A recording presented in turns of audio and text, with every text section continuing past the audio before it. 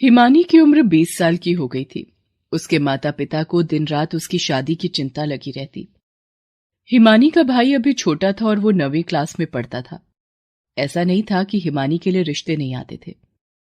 रिश्ते तो बहुत आते थे, पर उसकी गरीबी को देखकर सब रिश्तों के लिए ना हो जाती।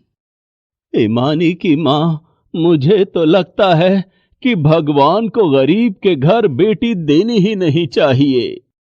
सही कह रहे हो हिमानी के बाबा। लोग ये नहीं देखते कि लड़की कितनी सुंदर है, गुण क्या है। बस सबको ये लगता है कि दहेज में क्या मिलेगा।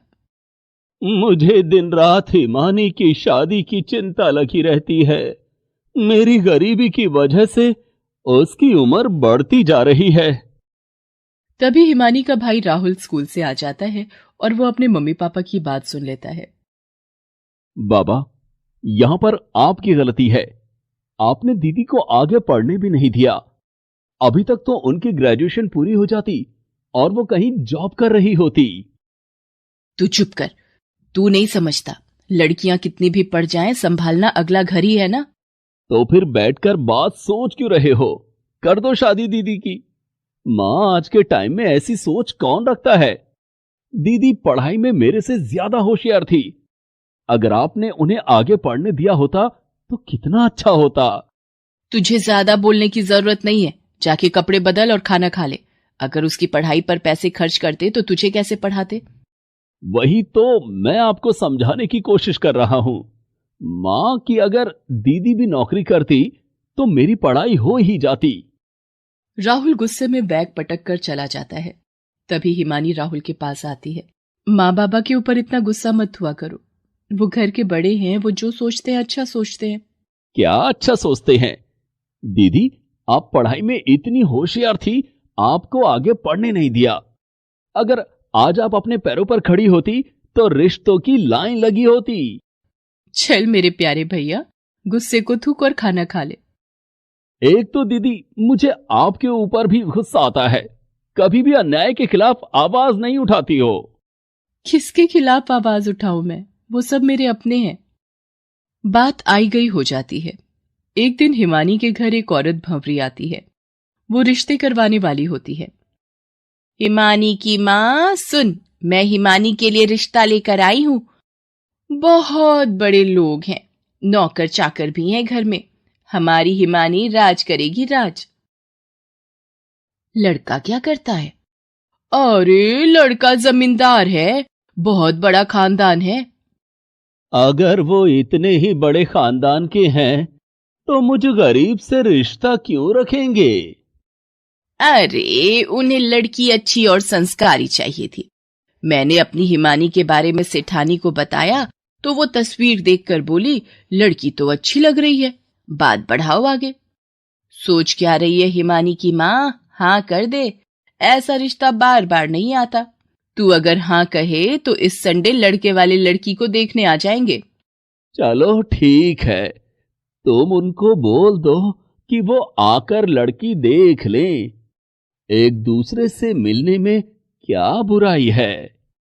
संडे के दिन लड़के वाले हिमानी को देखने हिमानी के घर आते हैं। लड़के का नाम सोहन होता है। मुझे तो आपकी हिमानी फोटो में ही पसंद आ गई थी, अब सामने से देखने में भी बहुत अच्छी है। हमारी तरफ से ये रिश्ता पक्का समझिए। वो सब तो ठीक है बहन जी, पर मैं आपको पहले ही बता दूं, मैं दहेज नहीं दे सकता। हाँ, जो बन पड़ेगा वो मैं अपनी बेटी के लिए करूंगा। अरे अरे, आप गलत मत समझना। हम लोग तो खानदानी लोग ठहरे, हम ये दहेज वहेज नहीं लेते। हमें तो बस लड़की अच्छी चाहिए थी, वो हमने देख ली। अब अगले महीने आप लोग शादी की तैयारी शुरू करो। फिर हिमानी के पिताजी हिमानी की शादी सोहन से कर देते हैं। उनसे जितना बन सकता था वो अपनी बेटी को उपहार स्वरूप दहेज दे देते हैं। और दोनों बहुत खुश होते हैं कि हमने हिमानी की शादी इतने बड़े घर में की है। उधर हिमानी शादी करके बड़े घर में चली जाती है। इन लोगों का घर तो बहुत बड़ा है। क्या वजह रही होगी कि उन्होंने हम जैसे गरीब लोगों से रिश्ता किया? तभी हिमानी की सास और उसकी ननद नेहा वहां आ जाते हैं। इधर उधर यही देख रही हो ना? कभी इतना बड़ा घर और इतनी शानो शौकत तो नहीं देखी होगी ना तुमने? जी मम्मी जी, आपका घर बहुत बड़ा है। तब भी तेरे बाबा से इतना ना हुआ कि जो उपहार दिए हैं वो हमारी हैसियत के मुताबिक देते। हमने कौन सा दहेज मांगा है, पर जो भी दिया है वो भी तो कितना घटिया है। वो सामान तो मैंने अपने नौकर को दे दिया है, उसकी बेटी की शादी अगले महीने, वो दे देगा उसको। हमारा ना सही किसी का तो भला हो। माँ, मैंने सुना है ये गरीब घर की जो लड़कियां होती हैं इनके हाथों में गजब का स्वाद होता है। तो भाभी जी, अभी आप आराम मत करो, पहले सबके लिए खाना बना लो। हाँ हाँ, क्यों नहीं, आप मुझे बता दो रसोई किधर है, मैं खाना बना लूंगी। तो फिर ये सुंदर कपड़े उतार के घर के कपड़ों में आ जाओ, इन कपड़ों में खाना बनाओगी क्या? हिमानी हैरान परेशान सी ये सब सुनती है। उसको समझ नहीं आ रहा था कि ये लोग उसके साथ ऐसा व्यवहार क्यों कर रहे हैं। अभी तो उसकी शादी को एक दिन भी पूरा नहीं हुआ था और हिमानी चुपचाप किचन में जाकर सबके लिए खाना बनाती है। खाने की टेबल पर खाना तो तुम ठीक ठाक बना लेती हो, चलो अब नौकरों के हाथ का खाना नहीं खाना पड़ेगा। हाँ, खाना तो अच्छा बनाया है भाभी आपने। हाँ हाँ, बस ठीक ठाक ही है। और सुनो हिमानी, वैसे तो हमारे सोहन के लिए एक से एक बड़े घर के रिश्ते आ रहे थे, पर मुझे एक छोटे घर की लड़की चाहिए थी जो हमारे सामने कभी सर न उठाए। तो मैं तुम्हें बता दूं कि तुम्हारी हैसियत इस घर में कभी भी हमारी बराबर नहीं हो सकती, इसलिए कभी भी जबान मत चलाना। जी मम्मी जी, मैं इस बात का ध्यान रखूंगी। अब कहने को तो हिमानी इतने बड़े घर की बहू थी, लेकिन हिमानी की हैसियत उस घर में एक नौकर से ज्यादा कुछ नहीं थी। हर छोटी छोटी बात पर उसकी सास और नेहा उसे नीचा दिखाती। एक दिन, भाभी, मेरी कुछ दोस्त घर आ रही हैं, ये कपड़े हैं मेरे, इनको पहन कर आना। आपकी पसंद मुझे बिल्कुल भी पसंद नहीं है, मेरी सहेली के सामने मेरी इंसल्ट ना हो जाए। पर नेहा, मेरे कपड़े अच्छे हैं। कौन से कपड़ों की बात कर रही है? ये जो आपने पहने हैं, समझ आता है आपको हमारे स्टैंडर्ड के हिसाब से ये कपड़े नहीं है। पता नहीं कौन सी घटिया मार्केट से खरीद कर आपके बाबा ने आपको ये कपड़े दिए हैं। तभी राहुल नेहा और हिमानी की बात सुन लेता है। वो हिमानी से मिलने उसके घर आया होता है। ये आप किस तरीके से बात कर रही है मेरी दीदी से? तुम कब आए राहुल? वो मुझे कुछ नहीं कह रही, वो मुझे समझा रही थी। बस चलो चलो, तुम मेरे कमरे में आओ।